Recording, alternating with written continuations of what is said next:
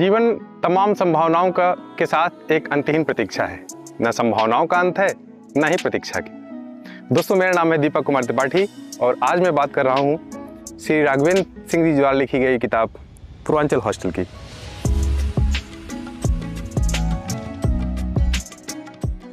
राघवेंद्र जी 2013 batch के प्रशासनिक अधिकारी हैं और इन्होंने अपनी शिक्षा महाराजगंज से की है और इन्होंने परास्नातक की अपनी शिक्षा जेएनयू से किया है। यह उपन्यास मूलतः जेएनयू की पृष्ठभूमि पर आधारित है। जेएनयू के पाठ्यक्रम, वहाँ के हॉस्टल, वहाँ के ढाबे, वहाँ पर चाय के बीच बिताए हुए दिन और दोस्तों के साथ साथ एकेडमिक दबाव और इन सबको समेटे हुए आगे प्यार की बातें करता हुआ यह उपन्यास अपने आप में बहुत कुछ समेटे हुआ है। यह राघवेंद्र सिंह जी द्वारा लिखी गई यह किताब 222 पृष्ठों में 10 भागों में विभाजित है, जहाँ यह जेएनयू की बातें करता है, कभी दोस्तों के बीच में चल रहे अलग अलग मुद्दों की बातें करता है, तो कभी प्यार के एक अलग रूप की बात करता है। किताब की शुरुआत होती है जेएनयू के बारे में बात करते हुए। लेखक लिखते हैं कि साउथ दिल्ली में चारों तरफ पत्थर की मजबूत बाउंड्री से घिरा यह विश्वविद्यालय अपने आप में अनूठा है। पत्थरों को जोड़कर बनाई गई बाउंड्री मानो मजबूती से अंदर की दुनिया संभाले रहती है। जो भी यहाँ कुछ साल रहकर पढ़ाई लिखाई कर लेता है उसे प्रेम हो जाता है यहाँ की हवा से, पहाड़ी से, यहाँ तक कि कैंटीन, रास्तों और हर एक उस शय से जिसे आंखों से देखा जा सके। जो यहाँ के हुए वो फिर कहीं और के नहीं हो पाए। पढ़ाई पूरी करने के बाद चाहे दुनिया के किसी कोने में पहुँच जाए, पर दिल्ली आए तो चाय के बहाने कम से कम गंगा ढाबे तक आएंगे ज़रूर। लेखक जेएनयू की बात करते करते बात करते हैं पात्रों के जरिए उन जगहों की जो जेएनयू में बहुत ही अहम भूमिका रखते हैं। जैसे बात करें गंगा ढाबे की, बात करें चाय की उन चुस्कियों की जो हर कोई काम शुरू करना हो, कोई काम समाप्त करना हो, कभी सुख के क्षण हो, कभी दुख के क्षण हो, हर जगह दोस्तों के बीच बना रहता है। कहानी में मुख्यतः 3 पात्र हैं, शेखर, युवा, ईवा और जेएनयू का जीवन।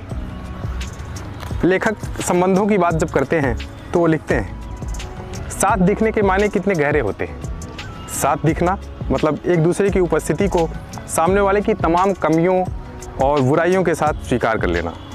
जब हम किसी के साथ दिखना शुरू करते हैं तो अपने खुद के मन से स्वीकृति, अस्वीकृति और मौन की एक पूरी प्रक्रिया से गुजर चुके होते हैं। सामने वाला विपरीत लिंग का हो जरूरी नहीं है। हमारे अपने मन से मन लायक जो बनाए संबंध होते हैं उनके विषय में हम इस प्रक्रिया से ज़रूर गुजरते हैं।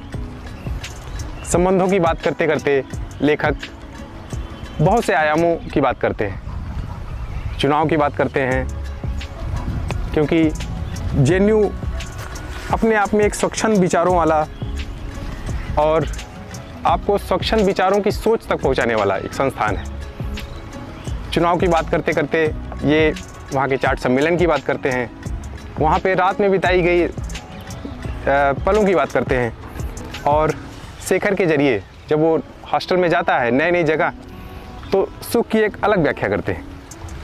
लिखते हैं, सुख कुछ आप सिर्फ महसूस कर सकते हैं। भारी उमस वाली गर्मी की एक शाम जो आप बाहर खुले आसमान के नीचे कहीं किसी हरी भरी जगह बैठ के बिताते हैं, या अचानक ही दिमाग में बहुत सी धुंध भर जाने पर एक कप चाय पीने का सुख, या घनी धुंध से घिरे पहाड़ी रास्ते पर धुंध और गहराने पर ऊपर बढ़ते जाने का सुख। आप हर एक ऐसे सुख के साथ एक कष्टदायक दुनिया से मुक्ति पा रहे होते हैं। लेखक इन सब बातों को करते करते आगे बढ़ते हैं और प्रेम के एक अलग रूप का वर्णन करते हैं, जहाँ मुख्य पात्र शेखर प्रेम की असीम गहराई में डूबा हुआ होता है, वहीं ईवा प्रेम के बहुत ही प्रैक्टिकल पहलू की बात करती है। लेखक लिखते हैं, मेरे लिए तुम क्यों करना चाहते हो? जो करना है खुद के लिए करो, मेरा क्या। हम एक दूसरे के साथ हैं अभी, पर कल कहीं और होंगे। क्षणिक आवेश और आकर्षण के लिए तुम अपना जीवन दांव पर क्यों लगाते हो? शेखर कहता है, यही तो समझाना चाह रहा हूँ तुमको कि ये क्षणिक नहीं है, ना ही ये आकर्षण है। मैं खुद को पुरुष और तुमको स्त्री के नज़रिए से नहीं देख रहा हूँ। मैं एक ही की बात कर रहा हूँ। मुझे समझो, मैं एक हिस्सा मात्र हूँ उस शरीर का जिसका हिस्सा तुम हो। इसलिए तुम्हारा साथ चाहिए बस। 24 घंटे साल दर साल। युवा कहती है, पर मुझे तुम्हारे सपनों से घुटन होती है। मुझे बहुत साधारण चीज़ें चाहिए जीवन में। एक दूर पहाड़ पर एक छोटा सा घर हो, जिसकी छत हरे रंग की टीन की हो, ताकि बारिश की हर एक बूंद को महसूस कर सकूं। थोड़ा सा पैसा हो जिसमें खाना और चाय आ सके। महीने दर महीने, साल दर साल घर के पीछे एक अमलतास का पेड़ हो, जिसके नीचे सर्द गुलाबी दोपहर की धूप में कंबल ओढ़ के लेटी रहूं। कोई समय समय पर मेरे मन की चाय पत्ती की चाय पिलाता रहे और पूरी दोपहरी इसी तरह ऊँघते सोते गुजार सकूं। मेरा दायरा छोटा है शेखर, मेरा सपना भी। वो छोटे दायरे का जिक्र करके शेखर के सामने एक अपार संसार के दरवाजे खोलती है, जहाँ प्रेम के एक अलग रूप आपको देखने को मिलते हैं। लेखक और लिखते हैं, प्रेम और उनकी स्वीकारोक्ति दो अलग अलग विषय हैं। प्रेम हो तो और ना भी हो तो क्या स्वीकारोक्ति जरूरी है? क्या ऐसा नहीं हो सकता कि प्रेम है, इस एक अनुभूति के साथ जीवन बिता दिया जाए? पर इससे होना क्या है?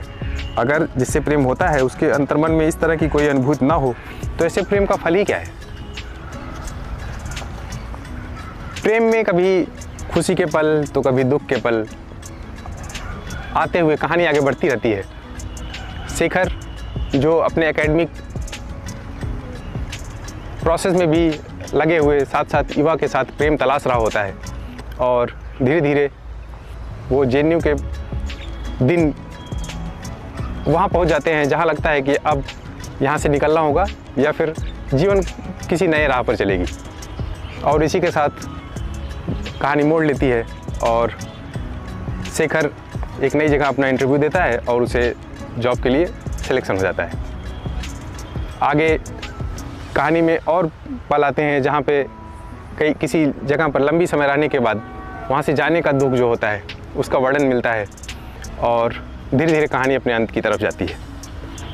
लेखक लिखते हैं कि सार थी तुम मेरे जीवन की सोपान भी, खुश होता तुम्हारे साथ किसी दूर पहाड़ी शहर में एक छोटी सी नौकरी करके।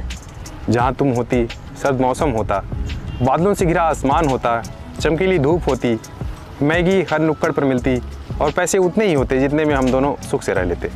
न किसी समाज की जवाबदेही, न किसी दुनियादारी की मगजमारी। फ्लैट नहीं होता, बस एक घर होता जिसके पीछे अमलतास का पेड़ होता, और दोपहरों में हम दोनों वहाँ ऊँघ रहे होते एक हल्के से कंबल में। चाय की पत्ती तुम लाती, दूध और चीनी मैं, शाम की चाय हम दोनों के सहजीवन का टोस्ट होता। इतने ही सीधे सपने थे मेरे, ना जाने क्यों तुम्हें मेरी इस दुनिया में रस नहीं आया। यहाँ पर एक नज़र को लगता है कि प्रेम सफल नहीं हुआ, और अगर गहराई में सोचे तो प्रेम कई मायनों में सफल हो जाता है। प्रेम शेखर को अपने जीवन में एक नया मायना देता है, और युवा के लिए प्रेम एक नया नज़रिया बनता है, जहाँ प्रेम सिर्फ प्रैक्टिकल चीज़ों में नहीं है। प्रेम सिर्फ इसमें नहीं है कि स्वयं क्या है, प्रेम इसमें है कि एक दुनिया साथ मिलकर भी बनाई जा सकती है, एक दुनिया साथ की स्वीकारोक्ति के साथ भी हो सकती है। और इन्हीं पहलुओं के साथ ये उपन्यास समाप्त होता है। उपन्यास के लेखन शैली की बात करें तो इसमें सौम्यता भी है, व्यवहारिकता भी है। हाँ, कहीं कहीं कहानी थोड़ी बोझिल हो जाती है जब एकेडमिक बातें लेखक लिखता है, अपनी थीसिस से संबंधित बातें लिखता है, लेकिन जब मध्य में और अंत की बात करें तो कहानी बहुत ही सौम्य और बहुत ही मनमोहक लगती है।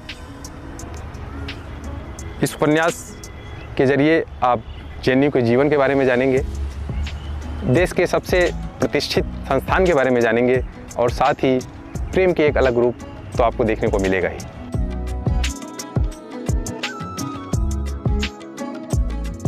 तो JNU को जानने के लिए और देश के सर्वश्रेष्ठ विद्यालय का भ्रमण करने के लिए इस किताब को जरूर पढ़ा जाना चाहिए।